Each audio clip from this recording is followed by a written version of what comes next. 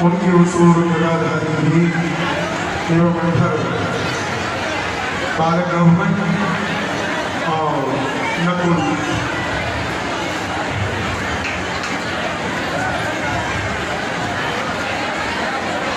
बोलिए कृष्णचंद्र भगवान की जय। भाई भीम, ये राज कृष्णा कितनी प्रबल है। व्रत कृष्णा जो होती है ना, वो केवल एक ही मृग का प्राण लेती है, लेकिन ये राज कृष्णा राजा के साथ साथ राजकोष का, राजसेना का, राज परिवार का सबका बलिदान लेती है।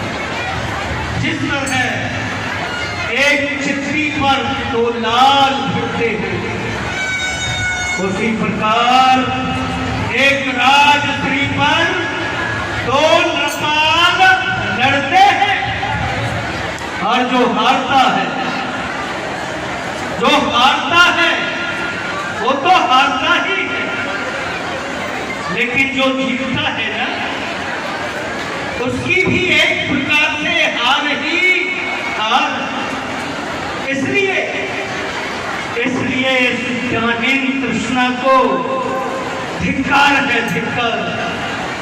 इसका स्वरूप जब एक हुआ तो 10 होते, और 10 हुए तो 100 की इच्छा है, पर 100 पाकर भी संतोष नहीं। अब सहस्त्र हो तो अच्छा है। बस इसी तरह बढ़ते बढ़ते राजा के पद पर पहुंचा है, लेकिन फिर भी संतोष नहीं होता। ऐसी एक दाहिन कृष्णा और ये कृष्णा है ना, इसकी एक दूसरी बहन वो है चिंता।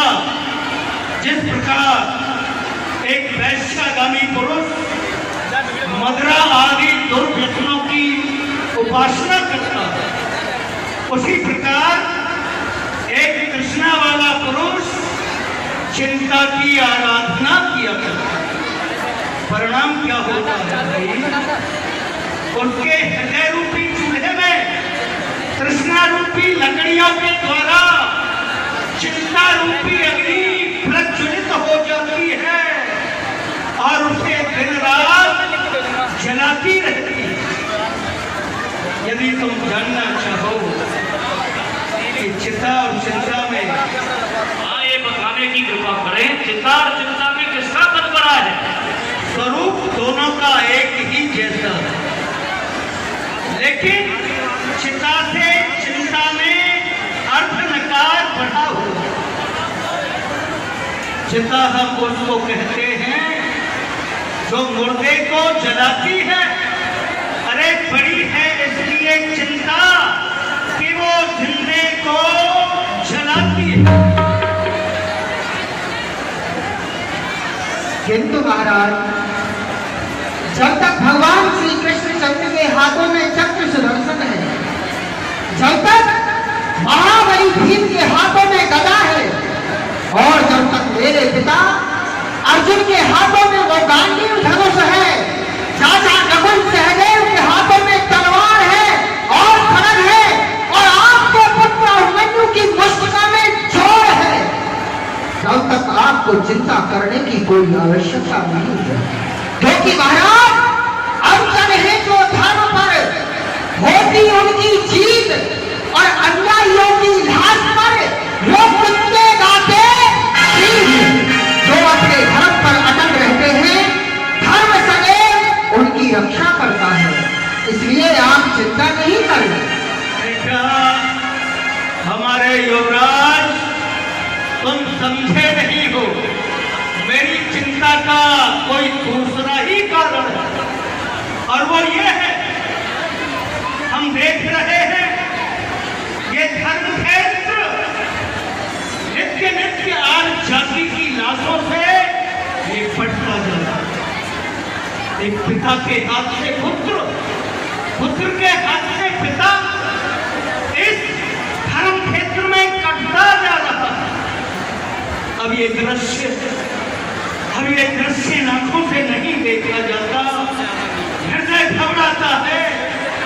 ये सच है कि वो दुर्योधन अन्यायी है, वो दुखदाई है, लेकिन फिर भी वो हमारा ही भाई है। दादाश्री, आपका ये दया भाव हमारे पवित्र रक्त में उबाल लाता है। आप उसे भाई कहते हैं, क्या भाई का यही कर्तव्य होता है जो कि अपने भाइयों का छत से राजपाट को हरण कर लिया जाए, उसके पश्चात अपनी माता समान भाभी के केसों को भरी सभा में ले जाया जाए, उसकी साड़ी को उतारा जाए, या यही भाई का कर्तव्य होता है? सोने का मीठापन विश्वासा फैज खिलाता है, मीठे मधुर बोलने से तोता पिंजरे में आता है। जो ज्यादा मीठा होता है वह अपना नाश कराता है। देखो तो मीठे करने को कोलों में पेला जाता है। अरे ये किसकी चीज का है?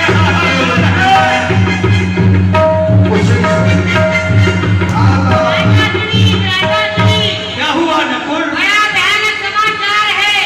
ये किसका चीत्कार हो रहा है नकुल? आज पांडव सेना का ही चीत्कार है।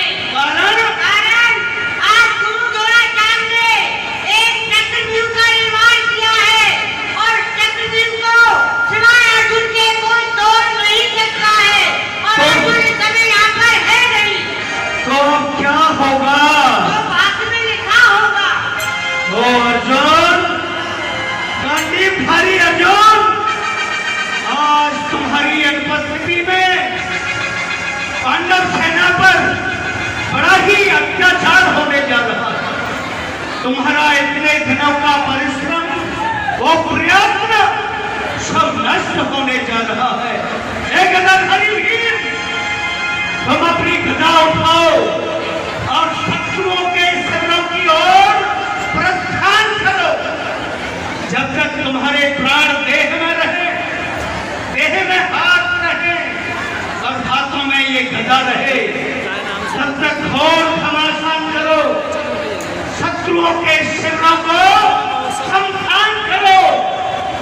और जब लड़ते लड़ते थक जाओ, रक्तपात करते करते जब थक जाओ, तो आर्य वीरों की तरह आर्य माता की गोद में जाकर हो जाओ। नकुल बढ़ो, सहदेव चलो, अब जय पाना मुश्किल है। न्याय एक संग्राम में है, जो होता संहार उस योद्धा के वास्ते खुला स्वर्ग का। राजा श्री, हाँ, आप मुझे क्यों अकड़ा रहे हैं? क्या कहा? तुम बुला रहे? तुम्हारा काम नहीं स्वयं संदेश देने वाले, क्या तुमको इतना ध्यान नहीं? धनवा तुम्हारे कंधों पर, बाण तुम्हारे निशंगों में, क्षत्रियों का पवित्र रक्त तुम्हारे शरीर में, ये सब कुछ होते हुए भी उस द्रोणाचार्य के बनाए हुए चक्रव्यूह को तोड़ने की शक्ति नहीं। यदि पांडु पुत्र कहलाते हो तो पांडु के नाम पर जाकर नौछावर हो जाओ, अन्यथा इस पृथ्वी माँ की गोद में जाकर के सो जाओ। जो सच्चे लड़ने वाले हैं, सर देकर सर से लड़ते हैं, हटते हैं नहीं, हटाने पर जिस समय युद्ध में हटते हैं।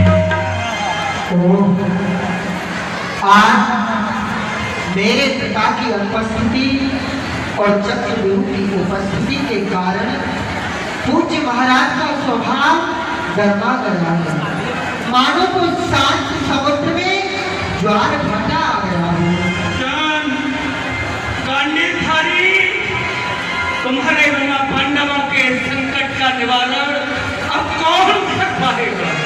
बस कीजिए महाराज, आपका ये संताप और ये पश्चाताप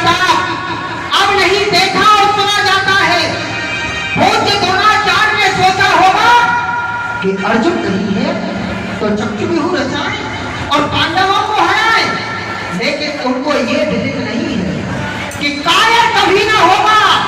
अरे जो क्षत्रिय का वंश है, अरे अर्जुन यदि नहीं है तो क्या ये अर्जुन का अंश है। बेटा अभिमन्यु, ये तुम क्या कह रहे हो? यही कह रहा हूँ महाराज। पूज्य द्रोणाचार्य के बनाए हुए चक्रव्यूह का भेदन करूंगा, क्योंकि मैं पांडु का रक्त हूँ, अर्जुन का पुत्र हूँ, मैं अर्जुन सुख होकर बोल रहा हूँ तो लाल क्षण मुझ पर आता है, इसलिए व्यूह में लड़ने को ये आपका बालक चाहता है। मैं कह रहा हूँ ठहरो बेटा, पहले हमारे संदेह का, हमारे संशय का निवारण करो। ये बताओ, तुम चक्रव्यूह तोड़ने की कला जानते हो? भली प्रकार जानता हूँ तापसी, लेकिन वो अर्जुन का महामंत्र तुम्हारे पास कब और कैसे आया? ये बहुत पुरानी बात है तात। उस समय की बात है जिस समय मैं अपनी माँ सुभद्रा के गर्भ में था। एक दिन मेरी माँ बड़ी ही बेचैन थी, उनको रात्रि में नींद नहीं आ रही थी, तो पिताजी माताजी को सुलाने के लिए सुंदर सुंदर कहानियां सुना रहे थे। कहानी सुनाते सुनाते चक्रव्यूह तोड़ने की क्रिया भी समझाने लगे और उस क्रिया को तुम गर्भ में ही सुनने और समझने लगे? सुनने ही नहीं महाराज, क्षत्रियों का बालक क्षत्रियों की विद्या को गर्भ में ही पढ़ने लगा। तो क्या सब सुन लिया और सुन लिया? बोलो। यही तो सोच रहा हूँ कि जब पिताजी चक्रव्यूह तोड़ने की क्रिया माताजी को समझा रहे थे, तो उस क्रिया को सुनते सुनते माताजी सो गई, और जब माताजी सो गई तो पिताजी ने भी चक्रव्यूह तोड़ने की क्रिया की कहानी बंद कर दी। किंतु महाराज, जहां तक पिताजी कह पाए थे वो केवल प्रवेश तक का ही संवाद है, जो कि महाराज मुझे अभी तक याद है। लेकिन अभिमन्यु, तुम अभी अधूरे हो, तुम कच्चे हो, होनहार बच्चे हो। हम तुम्हें व्यूह विकराल के काल के गाल में नहीं जाने देंगे बेटा। लेकिन मैं वहां अवश्य जाऊंगा। नहीं, ऐसा नहीं होगा। ऐसा अवश्य होगा। क्यों? क्योंकि महाराज, अब चाहे आकाश में बाग लग जाए, पृथ्वी पर वो तारे उतर आए, ये अभिमन्यु की वीर प्रतिज्ञा है, जिसका मैं अवश्य ही पालन करूंगा और चक्रव्यूह का भेद करूंगा। प्रतिज्ञा? तुम्हारी एक किशोर अवस्था, और इस अवस्था में ऐसी भीषण प्रतिज्ञा 16 वर्ष की अवस्था में? क्या हुआ महाराज, आप याद करिए, 16 वर्ष की अवस्था में ही मर्यादा पुरुषोत्तम प्रभु श्री राम ने अपना धनुष उठाया था और अनेकों अन्यायियों को पाप मौत के घाट उतारा था, पृथ्वी का भार उतारा था।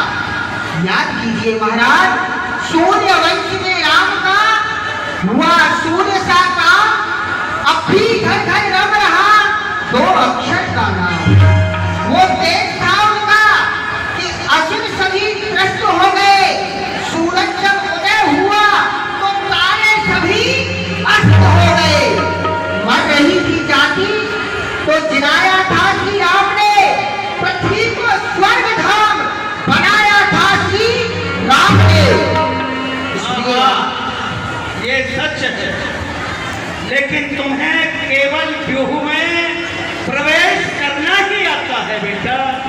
उसे तोड़कर बाहर निकलना तो तुमने नहीं सीखा है। बेटा, जब व्यूह को तोड़ ही डाला तो फिर उसमें से निकलना कौन सी आपत्तिजनक है। आप किसी भी प्रकार की चिंता नहीं करें। ये तलवार यदि ये तलवार वहां रणभूमि में मेरे हाथों में रहेगी तो मैं सत्य कहता हूं पिताजी, आपके पुत्र अभिमन्यु को किसी भी प्रकार का कोई कष्ट नहीं होगा, क्योंकि ये केवल मेरा शस्त्र ही नहीं, मेरी मां है, मेरी जननी है। ये वो ज्वाला है, वहां उतना ही बढ़ेगी कि जितना झीलेगी। ये वो सकरी है, उन सबों का रक्त पी लेगी। यदि ये वहां है तो पांडु का झंडा गढ़ा होगा, नहीं तो आर्य मां की गोद में ये बालक आपका बड़ा होगा। भाई भीम, युवराज बहुत हट कर रहा है। महाराज, जब युवराज की यही इच्छा है तो इसे जाने दिया जाए। युवा अवस्था में उमंग भरी शक्तियों द्वारा शत्रुओं का रक्त बहाने दिया जाए, इसे आज्ञा दो। तुम्हारा भी यही विचार है तो फिर जाओ। हे अर्जुन के प्राण प्यारे, सुभद्रा की आंखों के तारे, युवराज हमारे, जाओ और शत्रुओं पर विजय पाओ। रणवीर जाओ जाओ, रणवीर जाओ जाओ, रणवीर जाओ जाओ, युद्ध में विजय पाओ। रणवीर जाओ जाओ, रणधीर जाओ जाओ, रणवीर जाओ जाओ, रणधीर जाओ जाओ। अरे अरे अरे भीम, ये क्या हुआ? अभिमन्यु जैसे ही चलने लगा, मेरा हृदय का ये बायां भाग भड़क रहा है, मेरा बायां हाथ